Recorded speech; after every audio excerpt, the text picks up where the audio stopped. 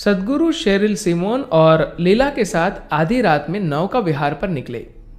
इस धारावाहिक midnight with the mystic के हिंदी अनुवाद की अगली कड़ी।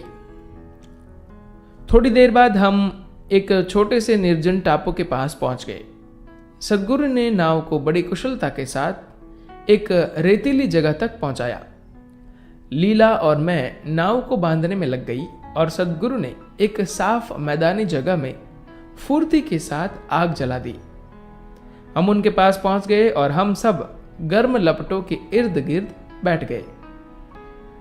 कुछ पलों के सन्नाटे के बाद सद्गुरु ने एक ऊर्जावान हृदय को छू लेने वाले मंत्र का उच्चारण आरंभ कर दिया।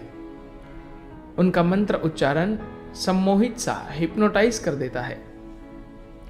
नाद ब्रह्म विश्व स्वरूपा, नाद ही सकल जीव रूपा, नाद ही कर्म, नाद ही धर्म, नाद ही बंधन, नाद ही मुक्ति, नाद ही शंकर, नाद ही शक्ति, नादम नादम सर्वम नादम, नादम नादम नादम नादम। धीरे धीरे उनका स्वर मौन में समा गया और हम तीनों थोड़ी देर तक आनंदमय शांति में डूबे बैठे रहे। फिर मैंने सद्गुरु से उस सुंदर मंत्र का अर्थ बताने को कहा। उन्होंने कहा, सीधा सीधा अनुवाद करूं तो इसका अर्थ है ध्वनि ब्रह्म है, ब्रह्मांड की अभिव्यक्ति है। ध्वनि जीवन के सभी रूपों में अभिव्यक्ति होती है। ध्वनि बंधन है, ध्वनि ही मुक्ति का माध्यम है। ध्वनि हर वस्तु के पीछे की शक्ति है। ध्वनि ही सब कुछ है। मैंने इस अर्थ के बारे में सोचा। फिर मुझे याद आया कि बाइबल में भी कुछ स्थानों पर एक शब्द और उसके सर्वोपरि महत्व का वर्णन है। आरंभ में शब्द था, शब्द ईश्वर के साथ था और यह शब्द ही ईश्वर था। मुझे लगा कि सभी आध्यात्मिक परंपराओं के बीच एक जुड़ाव है। समय आगे बढ़ रहा था। लीला ने सद्गुरु से एक युवा जोड़ी की बात छेड़ी, जिन्होंने सद्गुरु से अपनी शादी करवाने का अनुरोध किया था। उनकी बातचीत थमने पर मैंने सद्गुरु से पूछा कि क्या सोलमेट्स वाकई में होते हैं। मुझे नहीं लगता था कि ऐसा कुछ होता है। जब मैंने 19 की उम्र में शादी की थी, तब मैं सचमुच विश्वास करती थी कि हर व्यक्ति का एक सोलमेट होता है और उस समय मुझे विश्वास था कि मेरा संगी मुझे मिल गया है। लेकिन तलाक होने के बाद मैंने ऐसा सोचना छोड़ दिया था।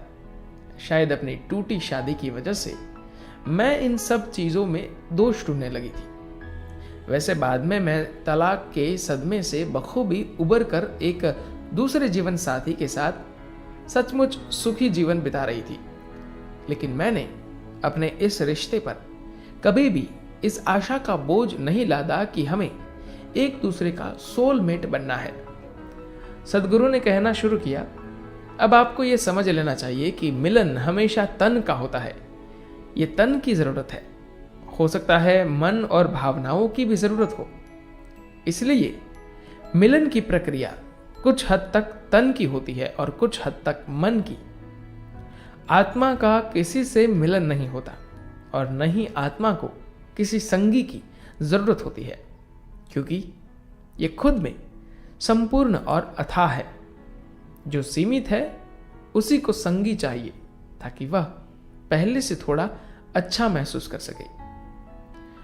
ऐसी सोच तार्किक तो थी, लेकिन बड़ी कठोर थी और थोड़ी भी रोमांटिक नहीं थी।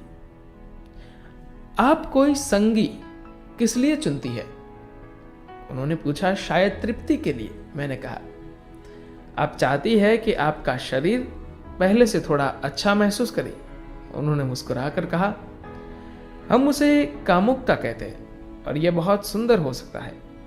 हम चाहते हैं कि हमारा मन पहले से थोड़ा अच्छा महसूस करे। हम उसे संगति कहते हैं। हम चाहते हैं कि हमारी भावनाएं हमको अच्छी लगे और हम उसको प्रेम करते हैं। लेकिन यह सब यहीं तक सीमित है। शारीरिक, मानसिक और भावनात्मक रूप से पूरी तरह मेल खाने वाला साथी बड़े सौभाग्य से मिलता है।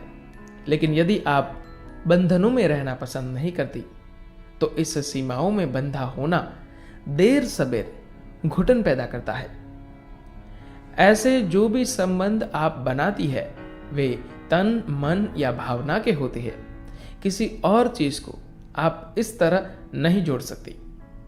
यदि आप अपनी चेतना में ऊंची उठ जाए और अपनी ऊर्जाओं पर कुछ हद तक नियंत्रण कर ले, तो हो सकता है आप अपनी ऊर्जाओं को आपस में जोड़ सके। रिश्ते की सीमाओं को न समझने पर वह बहुत सजावटी हो जाता है और टूट जाने पर वह भद्दा हो जाता है। यह भद्दा केवल इसलिए हो जाता है कि आप खुद से और अपने साथी से झूठ पर झूठ बोलती जाती है। सीधी सच्ची बात कहना अच्छा होता है, कम से कम अपने आप से। हो सकता है आपके साथी में इतनी परिपक्वता, मैच्योरिटी न हो कि आप उससे 100% सच्ची बात कह सके, लेकिन आपको कम से कम खुद के साथ सच्चाई से पेश आना होगा। यह बहुत महत्वपूर्ण है। यदि आप समझदारी और उमंग से जीना चाहती है तो यह बेहद जरूरी है कि आप खुद को मूर्ख न बनाए। आप दूसरे को मूर्ख बना सकती है। आप पहले ही जानती है कि वह मूर्ख है क्योंकि उसने आपके साथ आकर अपनी मूर्खता दिखा दी है। वे बोलकर जोर से हंसने लगे।